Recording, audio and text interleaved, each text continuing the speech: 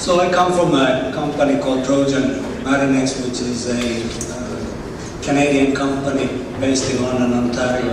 I personally come from Finland, so we moved from Denmark to Sweden and then to Finland, so it's a Scandinavian or Nordic presentation here. The Trojan is fully owned by Danaher Corporation, which is about 18 billion US dollars annually turnover and about 60,000 employees. So there's a lot of backbone on our company as well, together with the Alfa Laval with us. We do a filtration UV-based ballast water treatment system, and that is special in that sense that it is everything is situated in one body, so filter and UV in one body. I will spend my time here to talk a little bit about ballast water treatment testing and about the ballast water treatment market. And about 2 weeks ago, Maritime Executive magazine wrote an article about testing under fire, and that was initiated from the fact that there were a couple of test facilities that stopped testing ballast water treatment. And the Merck, for example, from the United States, they said that they stopped the testing because there are so many flaws in regulations that they don't believe in this. The DHI from Singapore, they stopped testing because they said that it is difficult to make the testing in Singaporean waters. And continuing from that, so the global testnet, which is representing the test facilities, so they were concerned that there will be adequate capacity to process certification testing. Are these statements leading to further confusion on ballast water treatment?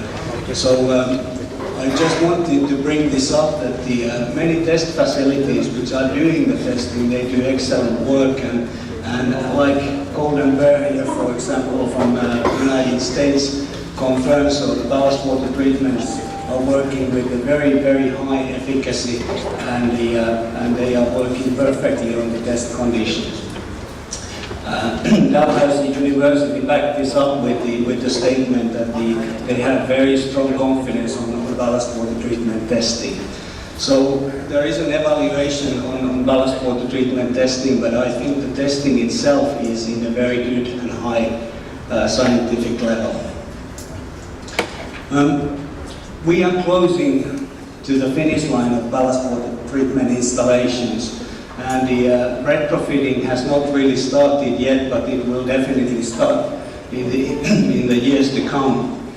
But what I want to point here is that even you have the IMO testing, the new G8 testing, if you have the US Coast Guard testing, so the certification is not, and it will not be a proof of compliance. It's a little bit like you buy a car, and it is tested to a certain fuel consumption, and it gives you 5 liters per 100 kilometers, and then you start driving it, and normally it consumes about 6 to 7 liters, and that's because you are driving it differently than the test conditions. So ballast water treatment is a little bit the same thing. So there will be authority testing for the ballast water treatment in real life, and you have to know what kind of equipment you are buying into your vessel and what kind of system are you installing into your vessel. I don't think that any of the ballast water treatment system makers want to do additional testing because the testing is expensive and it is time consuming. We are currently going through the US Coast Guard testing, we are going through the revised G8 testing. We are removing limitations on our certifications like the holding times. We are adding filter options, and we are doing system updates on our system. All of these need further testing. I made a small calculation, and I think that the ballast water treatment companies, the system makers, have at the moment spent about $2 billion on this ballast water treatment saga since 2004, when the IMO rules were published. It's a lot of money. And when we look at the total market here, so 2017 when this graph was made, so the ballast water treatment market was about 380 million US dollars. That was mainly the new building market. Like 2018 also, it is mainly the new building market. We start to see the first retrofitting installations 2019, we moved to 2020, and 21 will be the peak year when we see biggest number of the vessels being installed with ballast water treatment, approximately 6,900 vessels.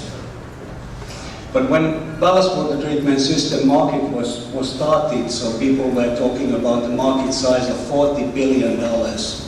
And everybody who started this business had dollars in their eyes, how much money we will make. But now when the market is $13.2 billion, and we have spent more than $2 billion on testing and development of these equipment, so I think we will see a lot of consolidation of the makers. So many makers will disappear because they don't have the financial backbone to support their systems or be competitive on the market. As said, so we have waited for a long time, 2004, and now we are moving 2018, 17, 18, and the ballast water market kicks off 2019. So, and when you are thinking average profit of these systems to be about 10 to 20% from a $13 billion market, so it is clear that many companies are not able to bring back the money in profits and make the ballast water treatment saga a profitable saga. We saw the Ocean Saver going bankrupt, even they had the US Coast Guard type approval. So basically, only the strongest suppliers will survive. And last, like Peter already out from Alpha said, so there were US Coast Guard guidelines coming out 14th of February, a couple of weeks ago. And like said, so lack of consumables or ballast water system maker bankruptcy does not mean that you are allowed to go US, and it is a reason for inoperable ballast water treatment system.